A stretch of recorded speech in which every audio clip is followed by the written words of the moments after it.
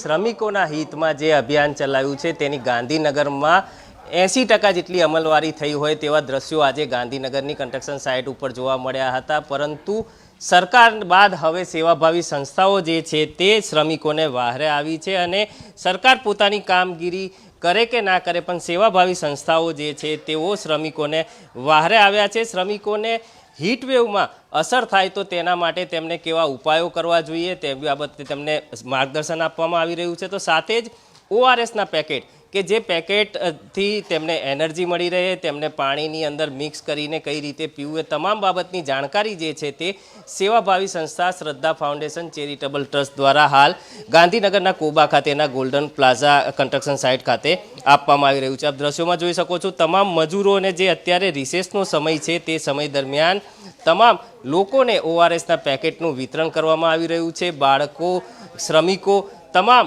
મહિલાઓ અને પુરુષો તમામને સમજાવીને કઈ રીતે તેનો ઉપયોગ કરવો અને કઈ રીતે ગરમીથી બચી શકાય તે માટેનું માર્ગદર્શન આપવામાં આવી રહ્યું છે। ચેરિટેબલ ટ્રસ્ટના સભ્ય છે શ્રદ્ધાબેન, ખાસ કરીને આજે આપ એક સરકાર તો ઠીક છે પણ સેવાભાવી સંસ્થા શ્રમિકો માટે આજે આગળ આવી છે, કઈ કામગીરી ખાસ અત્યાર સુધી અને કેટલી કન્સ્ટ્રક્શન સાઇટ ઉપર?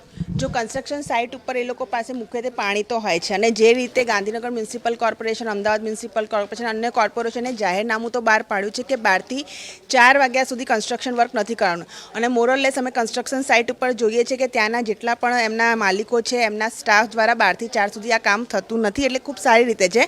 અને એની સાથે જે અમે આ જેટલા પણ કન્સ્ટ્રક્શન સાઇટ ઉપર કામ કરતા આપણા શ્રમિકો છે, માતાઓ છે, બહેનો છે અને જે પુરુષો છે એ લોકોએ વધારે પ્રમાણમાં પાણી પીવું જોઈએ અને ઓઆરએસના પેકેટનું ડિસ્ટ્રીબ્યુશન કરી રહ્યા છે। ઓઆરએસ 1 લીટર પાણીમાં કઈ રીતે બનાવવું એ પણ સમજાવી રહ્યા છે, ઓઆરએસના પડીકા બી આપી રહ્યા છે, એટલે એમને લૂથી બચવું જોઈએ। ઇવન નાના બાળકોને પણ આ ઇલેક્ટ્રોલાઇટ પાવડર સમયે સમયે એનું પાણી પીવડાવવાથી એમના શરીરની અંદર જેટલું લિક્વિડ વધારે હશે તો આ હીટ વેવની અંદર એમને એ ખૂબ સારું રહેશે એમના માટે।